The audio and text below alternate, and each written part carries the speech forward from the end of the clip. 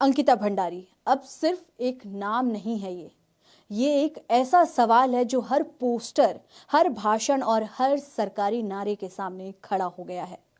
जिस देश में बेटी बचाओ को चुनावी मंत्र बनाया गया, उसी देश में एक बेटी के लिए न्याय मांगना आज सत्ता को असहज कर रहा है।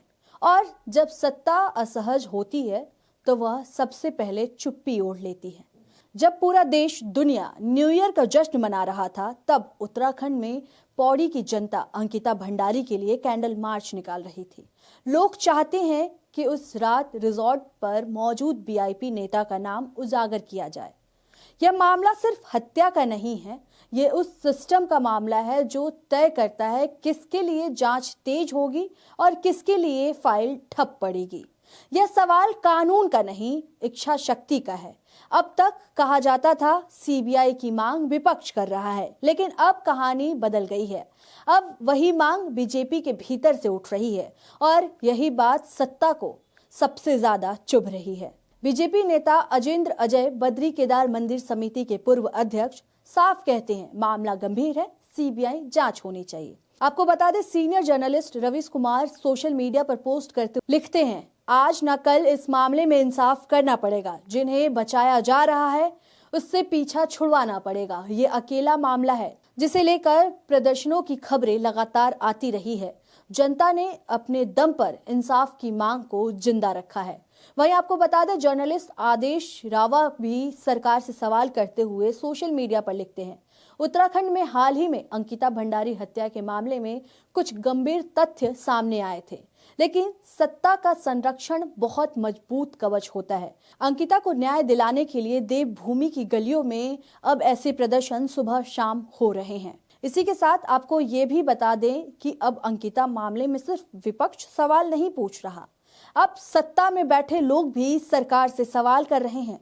पूर्व कैबिनेट मंत्री विजया वर्तवाल, वो भी सीबीआई जांच की मांग करती हैं। और फिर आती हैं किरण शर्मा, नौगई, उन्होंने बयान नहीं दिया, उन्होंने कुर्सी छोड़ी। यह इस्तीफा पद का नहीं, यह इस्तीफा सिस्टम से था। और अब ऋषिकेश से बीजेपी युवा मोर्चा के जिला मंत्री अंकित बहुखंडी, उन्होंने भी इस्तीफा दे दिया है। लिखा, वीआईपी लोगों का नाम आ रहा है, पार्टी तमाशा देख रही है, मुझे शर्म आ रही है। जब पार्टी के युवा कहें कि हमें शर्म आ रही है तो समझ लीजिए मामला सिर्फ कानून का नहीं रहा। उत्तराखंड के मुख्यमंत्री पुष्कर सिंह धामी देवभूमि की बात करते हैं, अस्मिता की बात करते हैं, लेकिन सवाल ये है, देवभूमि की बेटी के लिए उनकी आवाज कहां है? क्या पहाड़ों की अस्मिता सिर्फ भाषणों तक सीमित है? देश के मुखिया को उनकी पार्टी विश्व गुरु कहती है, लेकिन इस मामले में ना ट्वीट, ना बयान, ना संवेदना। क्या बेटी का न्याय पीआर कैलेंडर में फिट नहीं बैठता? अगर यही मामला किसी विपक्षी राज्य में होता, किसी गैर बीजेपी नेता से जुड़ा होता, तो अब तक सीबीआई पहुंच चुकी होती, टीवी स्टूडियो जल चुके होते। लेकिन यहाँ सत्ता अपने ही लोगों से आंख छुपा रही है।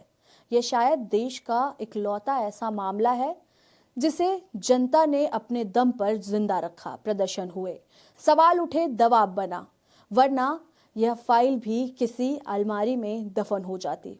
पत्रकार रवीश कुमार कहते हैं, आज नहीं तो कल इंसाफ करना पड़ेगा। जिन्हें बचाया जा रहा है उनसे पीछा छुड़ाना पड़ेगा। यह चेतावनी नहीं, यह अर्थार्थ है। अब सरकार से सीधा सवाल, अगर जांच में कुछ नहीं छुपा है तो सीबीआई से डर क्यों? अगर दोषी पकड़े जाएंगे तो कुर्सियां क्यों हिलेगी?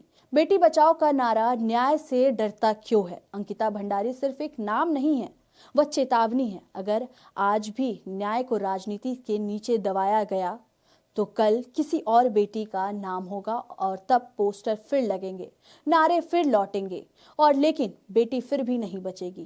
क्योंकि जब नारे जिंदा हो और जमीर मरा हुआ तो न्याय सिर्फ भाषण में ही मिलता है, जिंदगी में नहीं।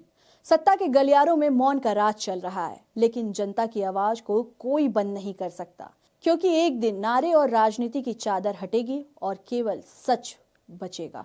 और सच की ही जीत ही न्याय है, और न्याय ही लोकतंत्र का आधार। अंकिता की कहानी हमें ये याद दिलाती है कि बेटियां सिर्फ नारे नहीं हैं, उनकी जिंदगियां भी मायने रखती हैं। इसलिए सवाल हमेशा रहेगा और जवाब मांगना हमारा कर्तव्य है।